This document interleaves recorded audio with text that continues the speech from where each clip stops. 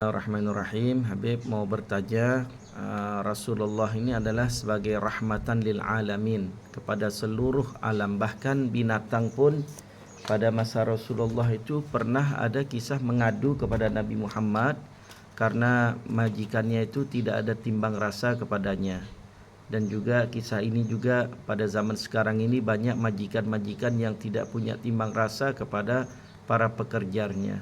Bagaimana ini ya Habib? Ya, ini satu soalan yang betul-betul ya, memang sudah jadilah tanda-tanda hari kiamat lah. Ya, ini banyak ya kita dengar sekarang di sana sini. Ya, mudah-mudahan kalau kita jadi ketua majikan ataupun tuan majikan ataupun ketua di mana-mana lah, di pejabat ke, di mana-mana, di sekolah ke, di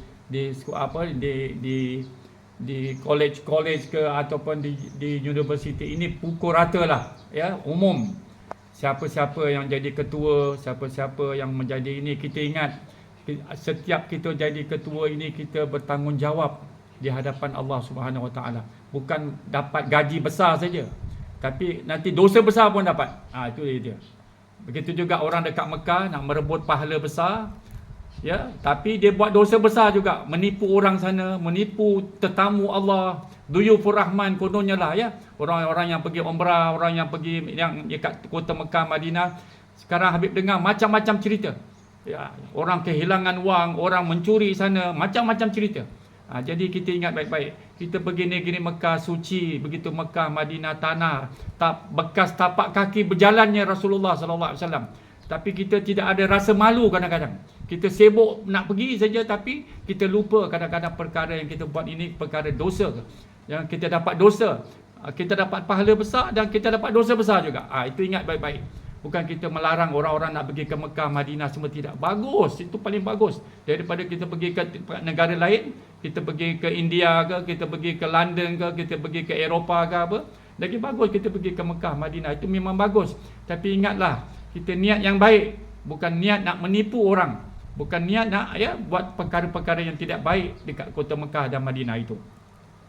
Kita ingatlah cerita tadi apabila menjadi ketua, siapa jugalah yang menjadi ketua hari ini, ingat ada hadis Rasulullah sallallahu alaihi wasallam, setiap ketua, setiap majikan, setiap tuan yang menjadi apa saja, yang menjaga binatang-binatang apa juga mereka itu bertanggungjawab di hadapan Allah Subhanahu Wa Taala nanti. Ingat ada cerita telah terjadi pada zaman Rasulullah sallallahu alaihi wasallam. Mengikut dalam hadis Sayyidina Jabir bin Abdullah radhiyallahu anhu, pernah diceritakan bahawa Rasulullah sallallahu alaihi wasallam pernah didatangi oleh unta yang sedang marah. Unta ini datang mengadu dengan Rasulullah sallallahu alaihi wasallam. Al-Jamal datang mengadu dengan Rasulullah sallallahu alaihi wasallam.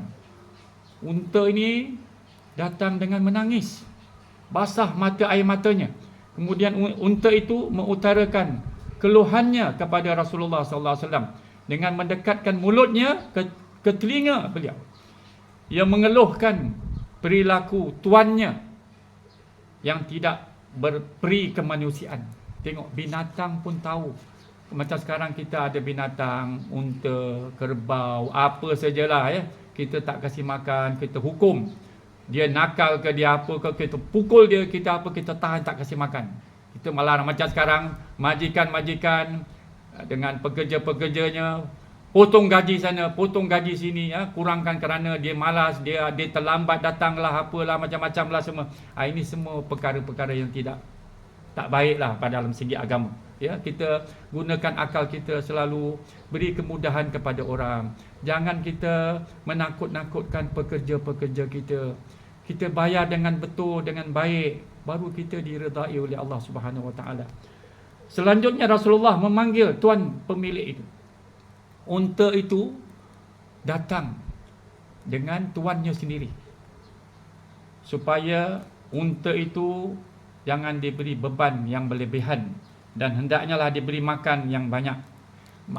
Jadi ada tuan-tuan yang punya unta ataupun yang ada binatang-binatang yang lain ini, kalau kita sekat mereka, tak beri makan dan minum, mereka pun tahu, mereka rasa mereka betul tak ada otak, tak ada brain lah, tapi mereka ini pandai, boleh bercakap. Jadi macam mana ini zaman Rasulullah sallallahu alaihi wasallam. Sedangkan beberapa waktu unta tersebut datang lagi menghadap Rasulullah sallallahu alaihi wasallam. Kelihatannya unta itu berterima kasih dan berdoa di hadapan Rasulullah sallallahu alaihi wasallam dan mengucapkan amin, amin, amin. Rasulullah kemudian membisikkan unta itu dengan beberapa nasihat. Ya, Rasulullah pegang unta itu, terus Rasulullah nasihatkan. Kita tak fahamlah apa yang dinasihatkan, ya. Kita tak tahu apa yang dinasihati oleh Rasulullah. Pasal hadis itu tidak menjelaskan, ya. Tapi kata-katanya setelah mendengar bisikan Rasulullah tersebut, unta itu bekerja dengan keras dan lupa makan dan minum.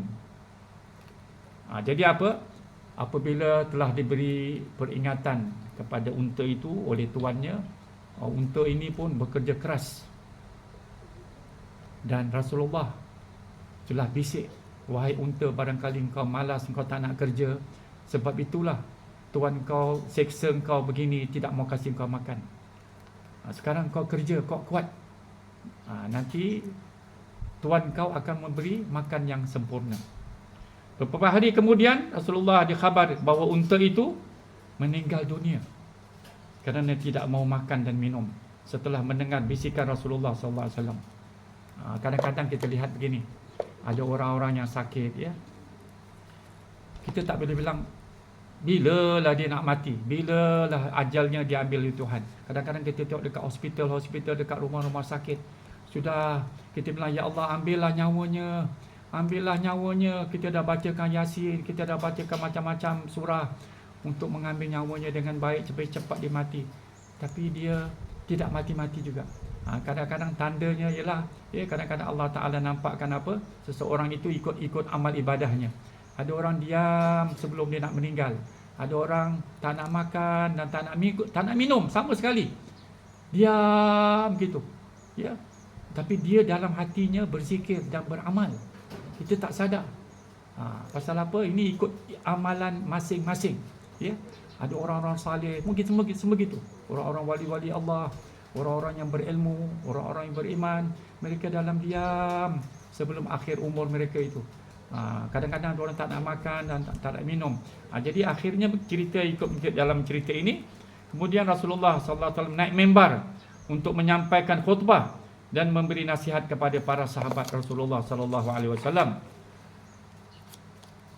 Akhirnya Rasulullah sallallahu alaihi wasallam bersabda, "Innahu laisa syai'un bainas sama'i wal ard illa ya'lamu anni Rasulullah illa asil jinni wal ins." Artinya semua yang ada di antara langit dan bumi ini pasti tahu bahawa aku adalah utusan Allah Subhanahu wa ta'ala. Kecuali yang tidak tahu aku siapa? Para jin dan manusia yang sombong-sombong. Ya, ini mengikut hadis riwayat Imam Ahmad rahimahullah. Ya, jadi cerita ini mendapat membayangkan kita apakah yang dibisikkan oleh Rasulullah kepada unta itu. Rupanya Rasulullah telah membisikkan dengan katanya, wahai unta, sesungguhnya kamu akan mati. Aku lihat kamu sudah tidak mau makan dan minum.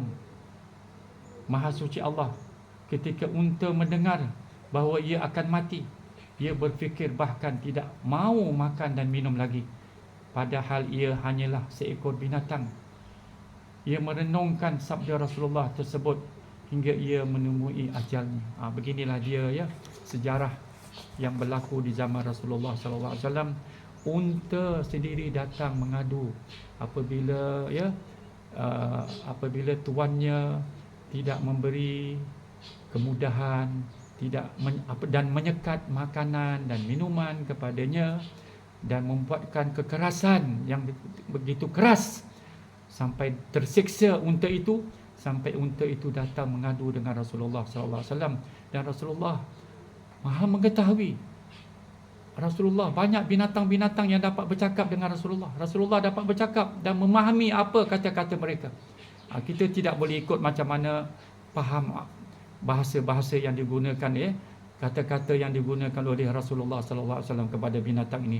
Dan binatang ini dapat bercakap. Jangan kita bilang tak masuk akal binatang ini boleh bercakap di hadapan Rasulullah. Memang banyak ada dalam hadis-hadis cerita kelebihan. Dalam Kitabul Hayatil Hayawan banyak Rasulullah dapat bercakap dengan biawak. Rasulullah dapat bercakap dengan binatang-binatang yang lain. Mengikut bahasa binatang itu. Faham, Rasulullah dapat memahaminya. Jadi kita ingatlah sebagai ketua majikan, berikanlah banyak kemudahan. Tolong berikan ringan, jangan kita tunjuk kita punya action lah. Mentang-mentang kita ada kuasa, ada power, kita memandang orang di bawah kita semua seperti sampah. Kita memandang mereka seperti, jangan tidak saja. Tapi kita cuba faham, kalau tak ada orang-orang pekerja-pekerja, macam mana kita nak buat satu-satu pekerjaan. Tidak boleh berhasil kalau kita tidak ada pekerja-pekerja yang kita sayang, yang nak menolong kepada kita bekerja. Kita ingatlah, ini dunia bukan kita punya. Ingat selalu, ini dunia bukan milik kita. Kita akan jatuh satu hari ke tanah. Kita akan jatuh ke tanah satu hari. Kita akan masuk ke dalam kubur. Jadi kita ingatlah, jangan banyak bawa dosa dalam kubur ini.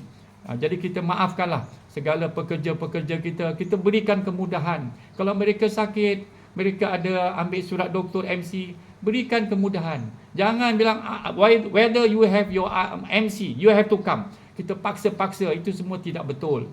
Jangan ikutkanlah kehendak dunia ini. Jangan kita ikutkan kehendak Firaun yang begitu hebat. Orang-orang yang begitu hebat zaman-zaman dahulu, mereka mati juga. Mereka lagi tersiksa dalam mati mereka itu. Sekianlah saja untuk hari ini. Wassalamualaikum warahmatullahi wabarakatuh.